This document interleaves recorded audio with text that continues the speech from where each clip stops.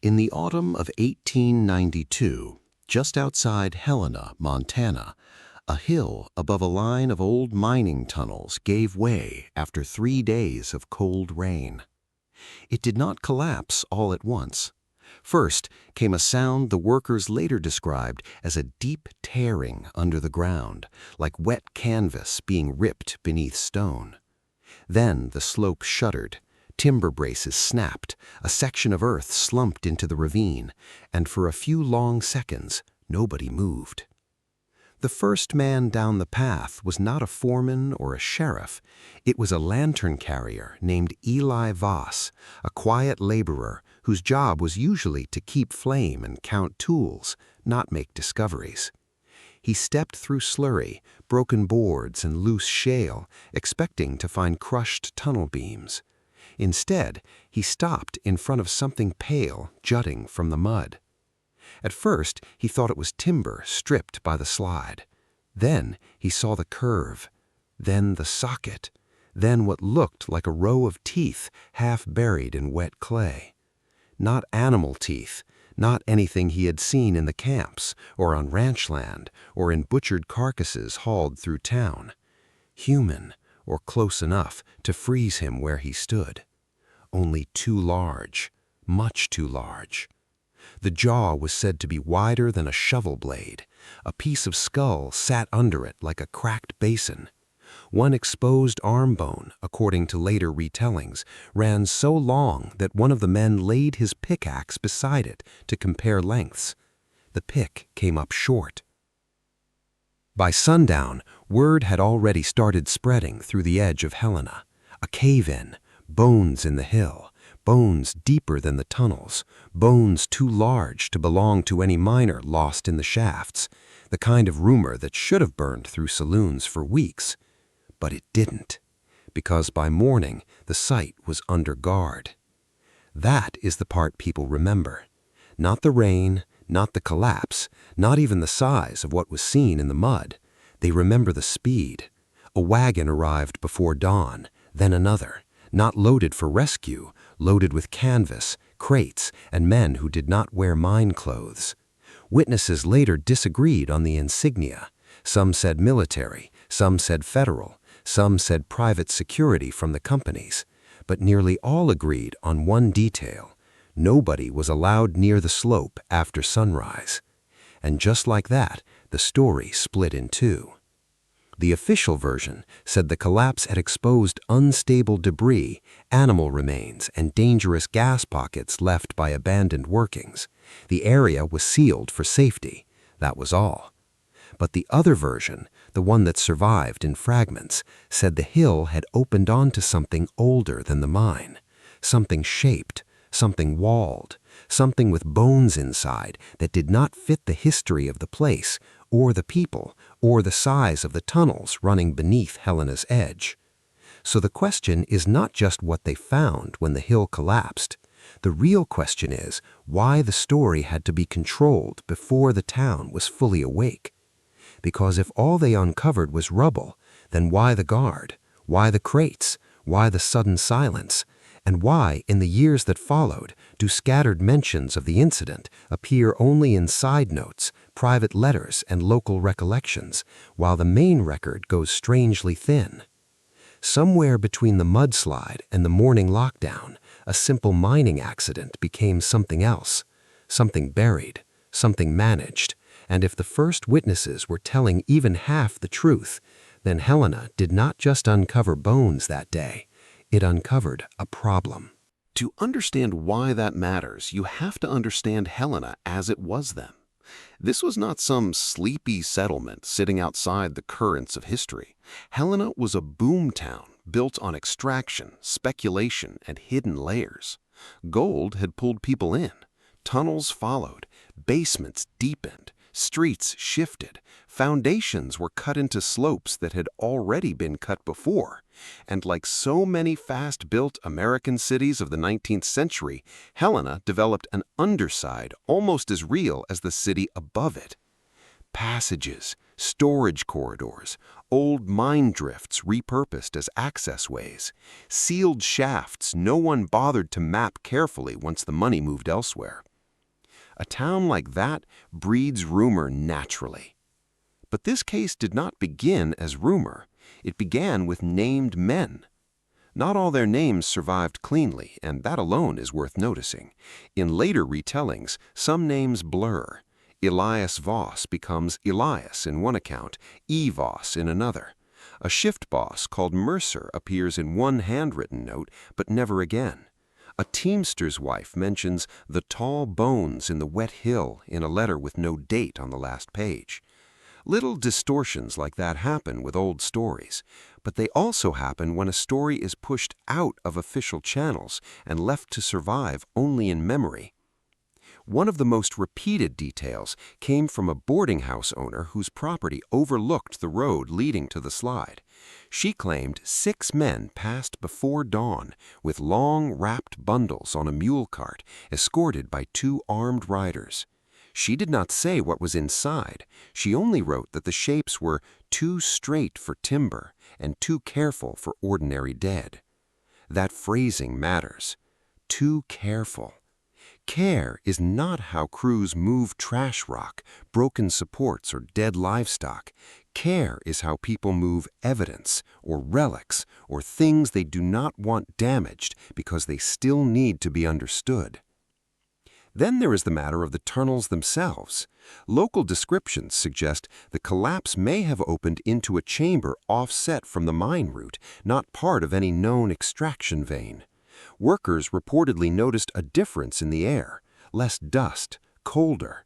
One man later said the wall behind the exposed remains looked worked by hand before our kind cut here. That is a strange sentence, before our kind cut here, as if even he felt the difference between mining and whatever older shaping he believed he saw. Officially, no such chamber existed.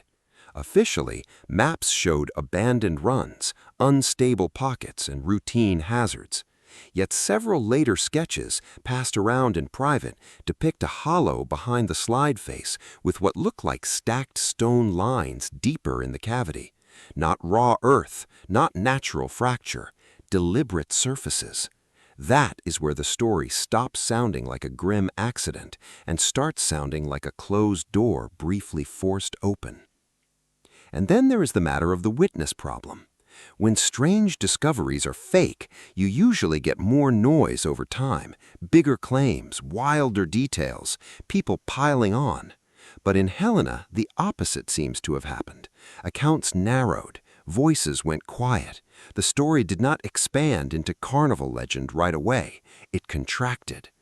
That is often what happens when people are warned early, when employers intervene, when local editors choose not to print, and when witnesses realize the matter has moved above their station. One miner reportedly tried to bring a fragment into town. The fragment was described as heavy, pale, and ridged, perhaps part of a joint or cranial plate. By evening, according to a later grandson, the fragment was gone, taken, bought, surrendered. The family never agreed which word was true. And hovering over all of it is the first credibility layer every buried story needs: specificity. Not they found something strange, a jaw, a socket, teeth, a tunnel wall, wrapped bundles before dawn, a sealed slope, men stationed where miners had stood the day before. That does not prove the bones were giant. It proves the event felt real enough to leave behind details no one would need if they were inventing a ghost story. Which brings us to the darker possibility. What if the collapse did not reveal a body? What if it revealed a site? That possibility begins with the reports nobody can fully verify and nobody can fully dismiss. Years after the incident, a county clerk's assistant supposedly mentioned a missing page from a property and hazard file tied to the slide area. Not an entire file, just a page. One page removed cleanly from the middle, where an inspection note should have been. Missing pages are the smallest kind of erasure, which is exactly why they matter. A whole archive going missing causes outrage. One page disappears, and history simply limps onward. Then there is a journal fragment attributed to a surveyor working near Helena in the 1890s. The fragment survives only through a typed copy made decades later, and that makes historians nervous for good reason. But listen to the wording. The writer describes old voids beneath the recent cuttings and warns of stone alignments beneath the spoil line not belonging to current works. He also notes dimensions inconsistent with practical extraction. That phrase should stop you.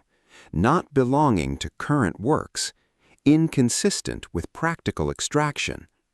If true, that means at least one trained observer may have believed something under that hill was built for a purpose other than mining. And if it was not mining, then what was it? A burial complex? A ceremonial chamber? An older subterranean structure later intersected by the mine?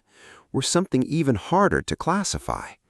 This is where hidden history always becomes uncomfortable, not because the evidence is overwhelming, but because the fragments begin pointing in the same direction from different angles. A laborer sees boons too large.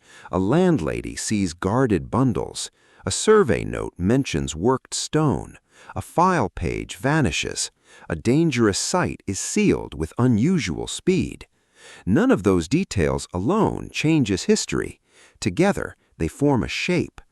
And shapes are dangerous, especially when they suggest the land was used long before the official timeline says it was. There are more witness echoes. A school teacher's nephew, interviewed late in life, recalled hearing of skull fragments with uncommon brow thickness and teeth broad and even, not broken down like frontiermen. That description may be flawed, it may be second-hand, but it carries the same strange consistency as the earliest accounts.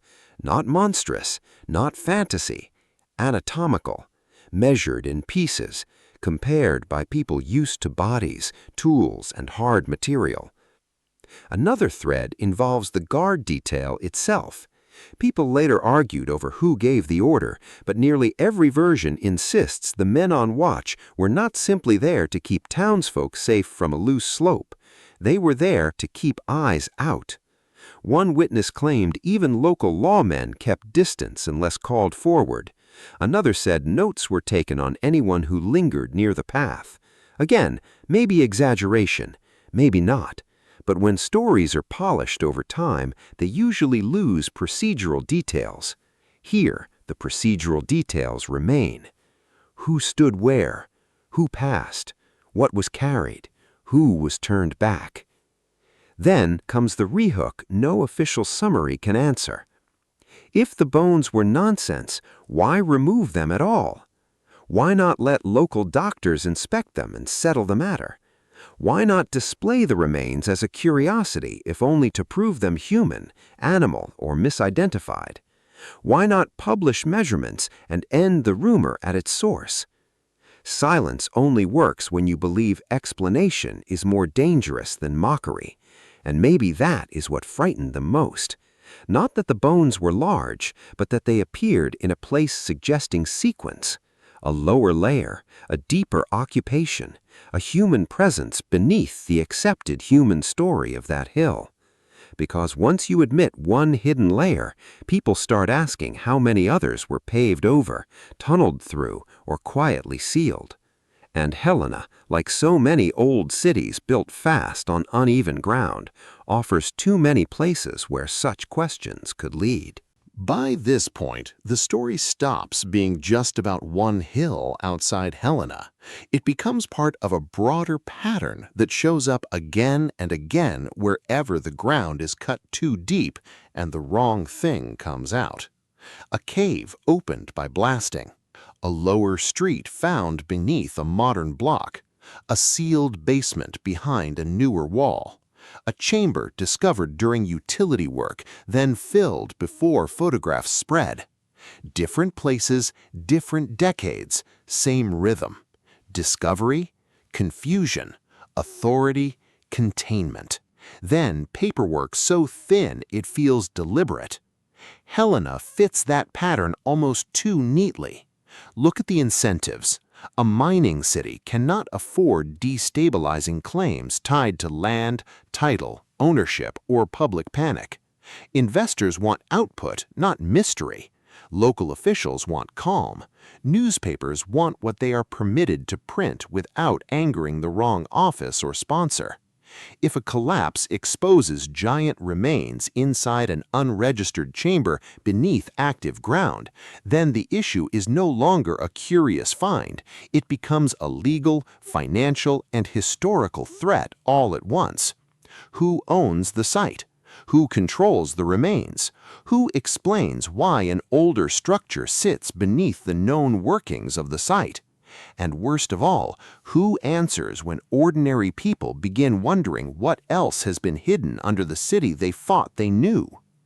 Suppression does not always look like black wagons and federal badges.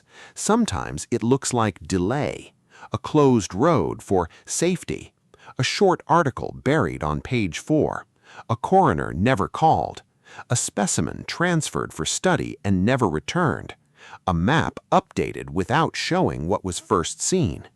History does not have to be burned to be buried. It only has to be rerouted. And here is where the Helena story becomes especially unsettling. The buried bones account overlaps with another type of mystery common to old Western cities: lower architecture. Foundations that do not match the current grade. Window lines beneath sidewalks, bricked passages where streets were raised or terrain was reshaped. Most of that has ordinary explanations, of course. Cities change, flooding happens, streets rise, construction overwrites what came before. But ordinary explanations begin to strain when the lower spaces appear older, larger, or less consistent with the town that supposedly built on top of them. And if Helena's collapse exposed not just bones, but a chamber connected to stonework outside the mining logic of the site, then the implication is profound. The hill may not have hidden a grave by chance. It may have hidden part of a deeper layout, a forgotten complex, a lower use zone, an older ceremonial or funerary space later intersected by industrial digging. That possibility would explain the panic better than the bones alone, because oversized remains can be dismissed as rumor. A hidden structural layer beneath the accepted history of the area is harder to laugh away. Then comes the institutional question no one likes to ask out loud. Did they suppress the find because it was unbelievable, or because it was too understandable? Because once officials, surveyors, doctors, or company men looked at the site closely, they may have realized the problem was not one impossible skeleton. The problem was context, placement, depth, construction.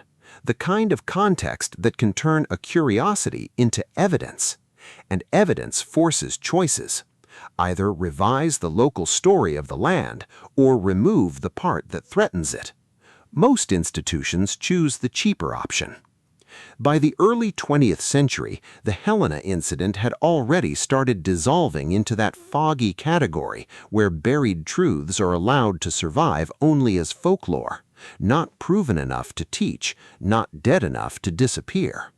That's often the perfect outcome for a controlled mystery. Leave just enough behind to make believers look obsessive, remove just enough to make proof impossible, and let time do the rest. But time has a weakness. Sometimes it preserves tone better than facts. And the tone around Helena never sounds like people laughing at a tall tale. It sounds like people remembering a warning. Now we reach the part official history hates most: implication. Because a giant bone is a curiosity, a sealed giant grave is a crisis, and a sealed giant grave inside a hidden lower chamber beneath the accepted layer of settlement is something else entirely. That does not merely challenge a date or a local legend, it challenges sequence. Who was there first? Who built below ground and why? Why were the remains oversized if the descriptions were even roughly accurate? And why do so many of these stories across so many regions carry the same aftertaste of hurried removal? You do not have to believe every whispered account of giant skeletons to feel the tension here. You only have to notice that the Helena case, as remembered, behaves like a real breach in a controlled narrative. The reaction was too fast, the cleanup too careful, the silence too organized, the surviving fragments too similar in texture. That suggests one of two things. Either a group of ordinary people in Helena independently invented the same kind of detailed false memory around a random landslide and kept inventing it in low, fearful tones instead of cashing on it publicly, or something was uncovered that did not fit the permitted story of the ground. If it was the second, then the bones may have represented a population the record no longer knows how to discuss. Not giants in the fantasy sense, not monsters, but people or a line of people whose scale, burial customs, or structural associations would force uncomfortable questions about North America's buried past. Questions about forgotten populations, questions about overwritten occupation, questions about how many discoveries were categorized, boxed, transferred, and never meaningfully shown to the public because they complicated a cleaner national story. And if that sounds extreme, remember this: the most effective suppression is not theatrical. It is administrative.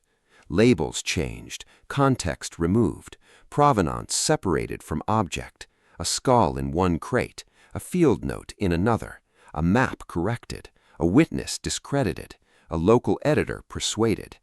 Then 50 years later, the evidence appears scattered, unserious, almost childish. Not because it was never there, because it was processed. That word matters too, processed. The buried past is rarely destroyed in one blow. It is handled, filtered, translated into safe categories, stripped of the one detail that would make people sit up straight. In Helena, that detail may have been size, or depth, or architecture, or all three. Imagine standing at that slope in the hour before dawn, knowing the hill had opened for only a few moments before the official world arrived to close it again. Imagine seeing something in the mud that made seasoned workers stop speaking. Imagine realizing in real time that whatever had been hidden below the tunnels was older than the tunnels, and maybe older than the story the town told about itself. That is the emotional center of this mystery, not the thrill of giant bones, the terror of accidental contact, a whole buried layer brushing the surface for one night, then being pushed back down by morning order, armed procedure, and institutional instinct. And if that happened once, why not elsewhere? How many hills collapsed at the wrong place and the right time? How many foundations cut into chambers that were logged as voids, then sealed? How many oversized remains were explained away as error because the alternative was too destabilizing? Helena may not be the loudest case, but it may be one of the clearest in structure. An ordinary worker, an impossible find, immediate control, thin records, lasting whispers. That is the blueprint of a buried truth that was never meant to become public memory. So here we are, more than a century later, standing at the edge of a question the records never fully answered. When the hill collapsed outside Helena, what actually came into the light? A mining anomaly? A misidentified grave? A rumor inflated by fear and drink? The fact that we cannot close the case neatly is not a weakness, it is the point. Real buried stories do not end with perfect proof. They end with missing pages, altered maps, frightened witnesses, and one stubborn memory that refuses to die. They end with a town moving on too fast, a slope fenced off too quickly, a discovery renamed before daylight. And maybe that is why Helena still lingers, because it feels less like a legend invented after the fact and more like a memory clipped at the moment of exposure, a story interrupted, a truth seen sideways, just enough left behind for the next generation to ask the wrong question first. Were the bones really giant? Maybe, but the deeper question is this: what world did those bones belong to? What layer of human history, or prehistory, or forgotten occupation had to exist beneath that hill for seasoned men to compare exposed remains to tools and come away shaken? What chamber lay behind the collapsed face that made the site too sensitive for ordinary handling? And what else beneath old American ground has been mistaken for debris simply because nobody wanted the burden of explanation? That is the trap of the buried past. Once you see one sealed case clearly, you start seeing the outline everywhere. The lower windows beneath raised streets, the blocked corridors under public buildings, the emergency excavations with no public follow-up, the witness statements that sound too specific to be folklore and too inconvenient to be taught. And once you notice the pattern, you cannot go back to looking at old ground the same way again. You start wondering what the earth has been forced to keep. You start wondering how much history survives only because accidents happen. A rainstorm, a collapse, a broken wall, a slope giving way for one night before the machinery of certainty arrives to patch the opening and tell everyone nothing meaningful was there. Maybe that is the real story of Helena. Not that a giant was found, but that the ground briefly betrayed the secret it had been ordered to hold, and somebody moved fast enough to make sure the betrayal did not last. If you are still listening, then you are probably not here for easy stories. You are here because somewhere in you there is a growing suspicion that the past we were handed is thinner than the past that actually happened. That beneath the official layer there are older rooms, older bones, older names, and older warnings waiting for the wrong collapse to reveal them. So stay close, because the strangest histories are rarely the loudest ones. They are the ones spoken about carefully, the ones tied to sealed places, the ones that survive in fragments because fragments are all that escaped. And Helena, whatever happened there, still feels like one of those fragments: a hill, a tunnel line, a witness with a lantern, bones too large for the story above them, and by morning, guards at the road.